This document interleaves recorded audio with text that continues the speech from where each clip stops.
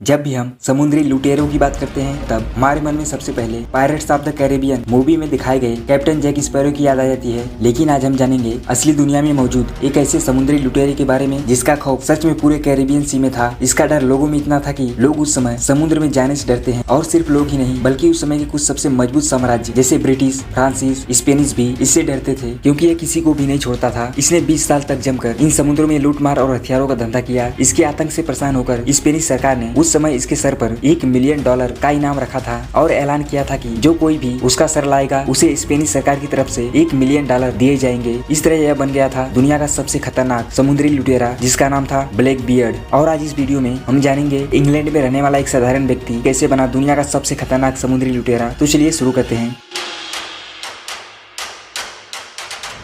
दरअसल black beard का असली नाम एडवर्ड टीच था। इसका जन्म 1680 में ब्रिस्टल इंग्लैंड में हुआ था। यह पेशे से एक नाविक था जो रॉयल नेवी जहाज पर ब्रिटिश आर्मी के साथ काम किया करता था। इन्होंने ब्रिटिश की रानी एना के लिए सन 1702 से 1713 तक ब्रिटिश आर्मी के साथ मिलकर कई युद्ध लड़े, लेकिन ये आर्मी में नहीं थे। इनका एक अलग प्राइवेट गुट था और यह पैसे के लिए ब्रिटिश आर्मी के साथ मिलकर उसके दुश्मन जैसे स्पेनिश, फ्रांसीस, डेनिश सेना पर हमला करते थे। लेकिन 1714 में रानी एना की मृत्यु के बाद ब्रिटिश साम्राज्य के नए राजा किंग जॉर्ज I ने इस ग्रुप को अनऑफिशियल करार करते हटा दिया था, जिससे एडवर्ड टीच और उसके सभी साथी बेरोजगार हो गए। और यहीं से शुरुआत होती है ब्लैक बियर्ड एक खतरनाक समुद्री लुटेरे की, क्योंकि इन्होंने कई वर्षों तक ब्रिटिश आर्मी के साथ काम किया था, जिससे ये और इनके साथी एक अच्छे लड़ाके बन गए थे और इन्हें समुद्र का हर कोना पता चल चुका था। अब ये जो काम ब्रिटिश आर्मी के लिए करते थे, अब वही काम खुद के लिए करना चाहते थे, जिससे एडवर्ड और उनके सभी साथी इंग्लैंड से कैरेबियन सी में आए, जहाँ उनकी मुलाकात हुई एक जाने माने समुद्री लुटेरे बेंजामिन हर्निगोल्ड से, जो कैरेबियन सी के सबसे खतरनाक समुद्री डाकुओं में से एक था। अब एडवर्ड और उसके सभी साथी बेंजामिन हर्निगोल्ड के गिरोह में शामिल हो गए। अब इन्होंने जमकर कैरेबियन सी में लूटमार की। अब इनका आतंक पूरे कैरेबियन सी में था और इसका सीधा असर यूरोपीय देशों पर देखने को मिल रहा था, क्योंकि यूरोपियन को किसी भी हाल में अमेरिका तक पहुंचने के लिए कैरेबियन सी से होकर ही गुजरना पड़ता था, जिसका फायदा ये अच्छे से उठाते थे। ये लोग कैरेबियन सी से किसी भी जहाज को जाने नहीं देते थे, फिर चाहे वो जहाज ब्रिटिश हो, फ्रांसीस हो, डेनिश हो या फिर स्पेनिश ही क्यों न हो। ये लोग किसी को भी नहीं छोड़ते थे। यह लोग इन सभी व्यापारी जहाजों पर जमकर लूटमार करते थे। और 1717 की शुरुआत में बेंजामिन हर्निगोल्ड ने समुद्री डकैती से संन्यास ले लिया, जिसके बाद इस गिरोह का लीडर बना एडवर्ड टीच, यानी कि ब्लैक बियर्ड। यह अपने साथियों के प्रति काफी दयालु प्रकृति का था और यह लूटे हुए सभी खजानों को अपने साथियों में बांट देता था। इसके साथ ही ब्लैक बियर्ड एक बेहतरीन कप्तान और कुशल समुद्री डाकू था, जो यह जानता था कि लोगों को कैसे भर्ती करना और रखना है। ब्लैक बियर्ड हमेशा लड़ने से बचना पसंद करता था। यह नाविकों को डरा कर ही उनके जहाजों पर कब्जा कर लेता था और उन्हें आश्वासन देता था कि हम लोग तुम्हारे साथ कुछ नहीं करेंगे और सभी कीमती सामानों को लेकर तुम्हें जाने देंगे। इसके साथ ही यह किसी भी जहाज को लूटने से पहले एक अलग ही रूप धारण कर लेता था, जिसमें उसकी बड़ी बड़ी दाढ़ी और बाल, सर पर एक हैट, शरीर पर एक काली कोट जिसमें 6 पिस्तौलें लगी होती थी और झंडे पर एक डरावना कंकाल जो दिल में छेद करता हुआ दिखता था। इस झंडे को देखते ही हर कोई सरेंडर कर देता था और ये लोग बिना लड़े ही उस जहाज पर कब्जा कर लेते थे। लेकिन ऐसा नहीं था कि ये लोग लड़ने से डरते थे, बल्कि ब्लैक बियर्ड और उसके सभी साथी लड़ने में काफी माहिर थे। अब ब्लैक बियर्ड की मुलाकात होती है स्टीड बोनेट से, जो कैरेबियन में जन्मे एक सैन्य अधिकारी थे, लेकिन अब वह एक समुद्री डाकू बन चुके थे। इन्होंने समुद्र में अपनी दहशत बनाने के लिए लूटपाट और एक नया जहाज रिवेंज खरीदा और अपने चालक दल के साथ अमेरिका के पूर्वी समुद्री तट पर यात्रा की, जहां इन्होंने कई जहाजों को लूटा और कई जहाजों को जला दिया। और इसी बीच इनकी मुठभेड़ स्पेनिश सैनिकों से हो जाती है और इस लड़ाई में स्टीड बोनेट काफी बुरी तरह से घायल हो जाते हैं और किसी तरह से यह बचते बचाते उस समय के सबसे खतरनाक समुद्री लुटेरे ब्लैक बियर्ड के पास पहुंचते हैं और अपने जहाज रिवेंज की कमांड ब्लैक बियर्ड को सौंप देते हैं। अब ब्लैक बियर्ड के पास 2 अच्छे जहाज थे और अब ब्लैक बियर्ड और बोनेट दोनों मिलकर अमेरिका के पूर्वी तट पर व्यापारी जहाजों को लूटने के लिए निकल पड़ते हैं। लेकिन 17 नवंबर 1717 को उनका सामना होता है एक बड़े फ्रांसीसी गुलाम ले जाने वाले जहाज से, जिसका नाम ला कार्नकार था। इन्होंने बिना देरी किए इस जहाज पर कब्जा कर लिया और यह फ्रांसीसी जहाज ब्लैक बियर्ड को काफी पसंद आया। इसके बाद उन्होंने इस जहाज को अपने पास रखा और उस पर 40 बंदूकें लगाई और उसका नाम रखा